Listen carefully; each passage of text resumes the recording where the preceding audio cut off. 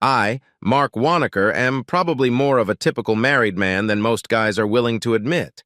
Although I love my wife and kids, I can't help but fantasize about screwing another woman. I'm hardly any different from the average heterosexual man, for what only 1 in 6 doesn't think the same thing. While I fantasized about screwing another woman, it wasn't something I seriously wanted to do. Well, yeah, I don't have the nerve to openly seek out other women. My ideal woman would have to be really hot, even hotter than the 5'4" 6 meters, 120 pounds, 54 kilograms, I have at my disposal. That's beautiful, kind, but fiery wife Veronica, who most guys would rate at about a 9/5 on a 10-point scale. Oh, and the perfect woman should be careful, as I'm not about to ruin my life. I had absolutely no interest in the flirtatious 20-something girls in my office, not only because they were too young and incontinent, but also because I believed in the truth of the adage, "Don't shit where you eat." Alas, its veracity was later fully confirmed. So, even though I had been fantasizing since I was 30 or 35, I never thought I would succeed. Then, it just happened. I had a rare business trip to meet with a group of people in roughly the same business as me, although we weren't competitors. It was essentially a seminar for 3 days, 2 nights, in a town 200 miles from my home, not too far to travel to attend the seminar, but certainly too far to return home for the night. I met a lot of nice, intelligent, and helpful people at the seminar. Yes, one woman turned out to be very hot. Her name was Jillian Morse. She looked to be in her early 30s, but as we talked, it became clear that she appeared to be 38 to 40 years old. She was by far the most beautiful woman of that age that I had ever had direct contact with. Jillian had an interesting background.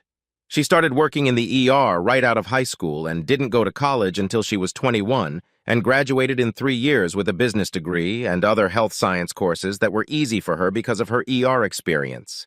Jillian and I seemed to really hit it off. We had a great chat on the first day and evening of the seminar, and on the second morning we met for a morning workout in the hotel gym. She showed me how slender and athletic she was. I showed her how strong I was. Indeed, I am 6 feet 4 inches, 93 meters, tall, weigh 230 pounds, 104 kilograms, can do many push-ups on the floor, and can bench press 50 pounds, 23 kilograms, with one hand. As we ate breakfast together after practice, our knees, hands, and forearms often seemed to unintentionally touch each other.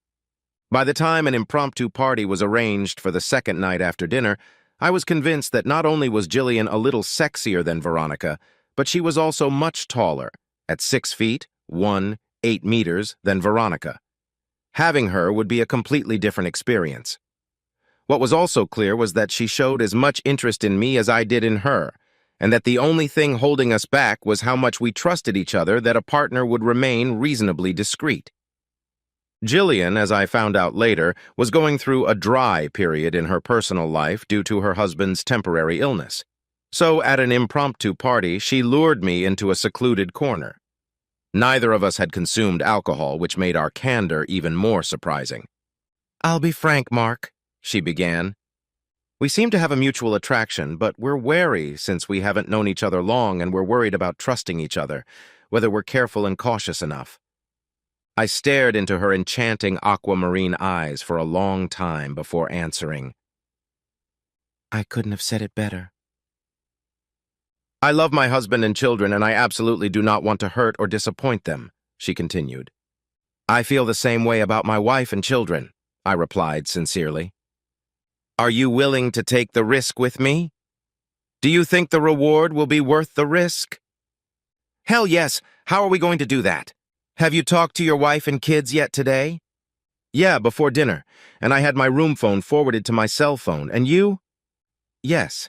I talked to my husband and kids right after dinner, so none of our seminar participants are on my floor," she smiled.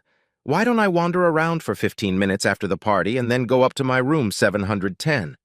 After that, you'll wander around for another 15 minutes and then go up the stairs to my room and knock quietly 4 times and twice hard."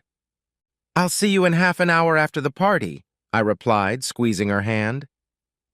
Jillian and I did exactly as we had planned and really didn't talk to each other anymore during the party and even flirted with the other seminar participants. When I knocked on the room, Jillian opened naked. Obviously, she wasn't going to waste any time. "Take off your clothes and let's take a quick shower," she whispered. I believe it was the fastest undressing I've ever done in my life. We tore into each other as we waddled to the bathroom. Luckily, Jillian's room was top-notch because the shower stall was larger than the one in my room, giving us plenty of room to work on each other in the shower. Jillian clearly enjoyed it when, after we had wiped ourselves down, I picked her up, carried her into the bedroom, and laid her on the bed. "I'm too big! I don't usually get treated like this," she giggled. It took a good 2 minutes to completely bury my pig in her. But what an erotic 2 minutes it was. We were both physically and emotionally exhausted because the sex, though short-lived, had been intense to the extreme. I pulled her to me so that our breasts were touching, pulled the blanket over us, and soon we were in dreamland. I woke up when the clock read 3:03 a.m. I went to the bathroom, and when I returned, Jillian was awake, smiled, and went to do her business. When she came back, her smile was even wider. "Do you want to pretend we're a couple of horny Dobermans?" I laughed. We assumed a 69 position to stimulate each other, and then she got on all fours and growled. Once we recovered, we lay back down, chest to chest, and fell fast asleep. Fortunately, our last seminar started at 10 a.m., so we didn't feel like getting out of bed at 8:30. Jillian said with a devilish grin, "Okay, let's get ready for practice." "God, Jillian," I moaned, "I'm useless at the gym now. You've sucked the life force out of me." "What's the gym got to do with it, asshole?" She grinned. "Here, I'm sure we can burn more calories in bed than in the gym." This time we took a quick shower together. No real pranks this time. I got dressed, slipped out the door, and down the stairs to my room.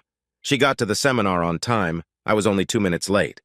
At lunchtime, we decided it was best to keep separate, as we didn't want to get the same stares as just hooked up. She did, however, ask for a ride home. She lived only 10 miles from my house in the same metropolitan area. I readily agreed. We left the hotel and drove back. For the first half hour, we chatted about how much fun we were having and how great our sex was. Then we both recognized that as the glow from our gymnastics began to fade, we would probably both feel guilty. "I've never cheated on Paul before," she sighed after an hour. "Neither have I with Veronica," I replied. "Even though I know I'll feel guilty, I'll just try to be an even better husband and father," I smiled. "And I'm sure as hell never going to regret having sex with you. Like I said, it was supernatural." Jillian thought for a few minutes. "What a good perspective. I'm using this experience to become a better wife and mother, too," she smiled. We then changed the subject and talked about the many common interests we had. We stopped for a fast food snack on the way home, so when we pulled up to Jillian's house, it was about 8:50 and dark. In the neighborhood where she lived, the houses were spaced very far apart. When I pulled up to the curb in front of her house behind her old blue pickup truck, she awed. My front door opened and I recognized that truck. It looked like it had surveyed the neighborhood. "Call 911, I said, getting out of the car and heading toward the house.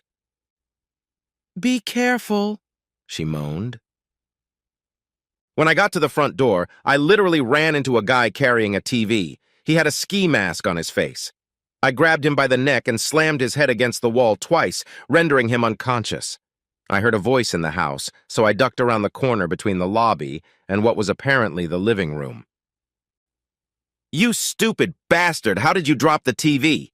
I heard a voice say. "Oh shit, what happened to you?" I saw a second guy in a ski mask standing over the first guy unconscious and with a gun in his near hand. When he turned toward me, I hit him in the face with my right elbow while grabbing his gun hand with my left, then hit him 3 more times before it was clear he was passed out. I then picked up the gun, a simple .38 caliber I was familiar with, and went further into the house.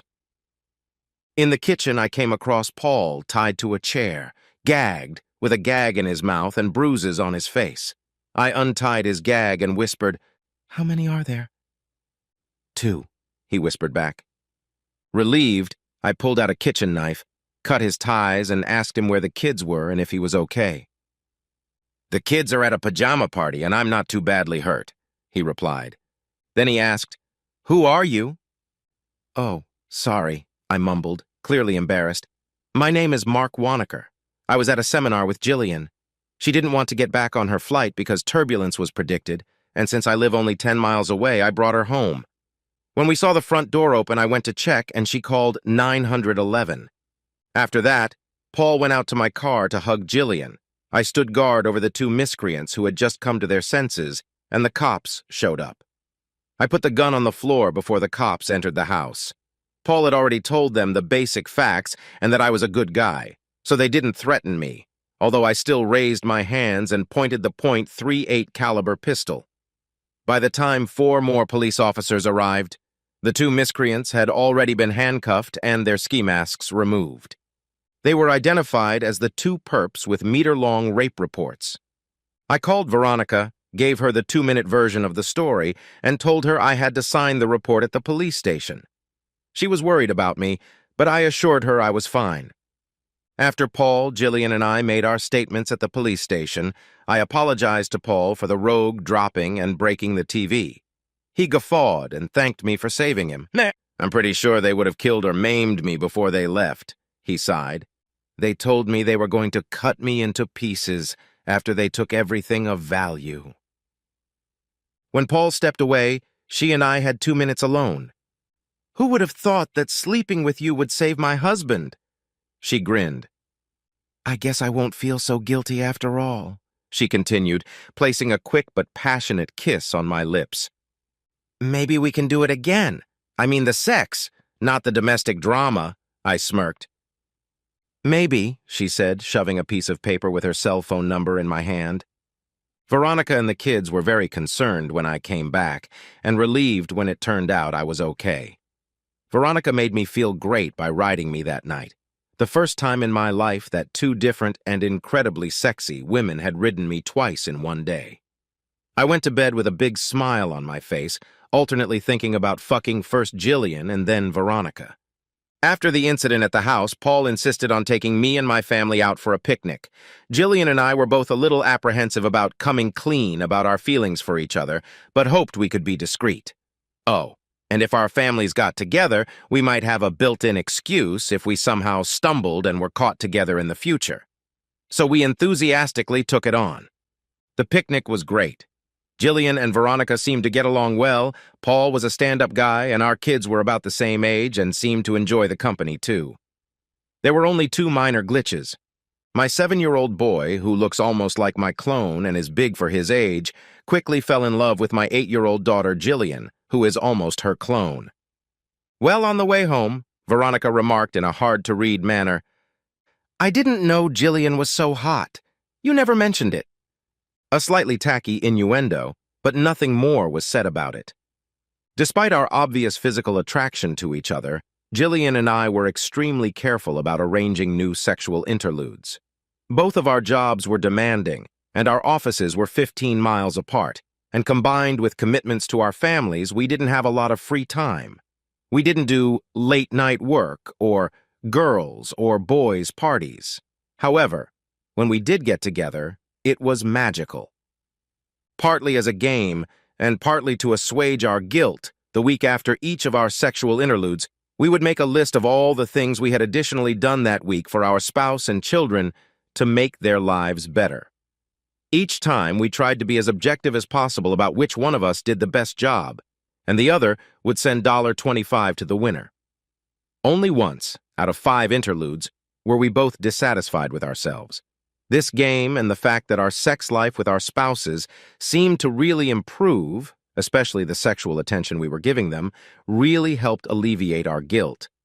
Jillian and I went a full 6 weeks without having secret sex. We met at an event that both families had bought tickets to, which made my son very happy to see Jillian's daughter again, and we got a little careless after that. Veronica had been away all day due to important meetings at work, the kids were at school, and in the morning, Jillian was visiting a client just a mile from my house. So we met around 11 a.m. in the guest room at my house. It was the first time we had allowed ourselves to meet in one of our homes. On that particular day, Jillian was truly aroused. As we lay naked next to each other, kissing, playing, and extolling the virtues of each other's sexual abilities, my cell phone rang. I dismissed the call because it wasn't important, but for some reason, perhaps paranoia, I switched to the Find a Phone screen to find out the location of Veronica's phone. To my horror, I saw that it was only 2 miles from our house. Without showering, Jillian and I quickly got dressed. Since her car was parked right in front of our house, there was no way she could get out or hide. So we quickly got cans of soda and sat far apart in the living room, having a friendly conversation when Veronica walked in. When we saw Veronica, we were horrified. She looked like a ghost. I jumped up, grabbed her, and asked, "What's wrong, dear?" She mumbled something unintelligible and then collapsed. Jillian immediately got down to business, drawing on her experience in the ER. While working on Veronica, she told me to call 911. After I made the call, I rushed back to Jillian and Veronica, and Jillian tossed me her car keys and yelled, "Grab the pharmacy bag from the front passenger seat and bring it over here, quick." If there is a record for running 30 meters, I broke it. There were 2 prescription bags, so I brought them both. Jillian picked one, told me to open it and take a device out of the package.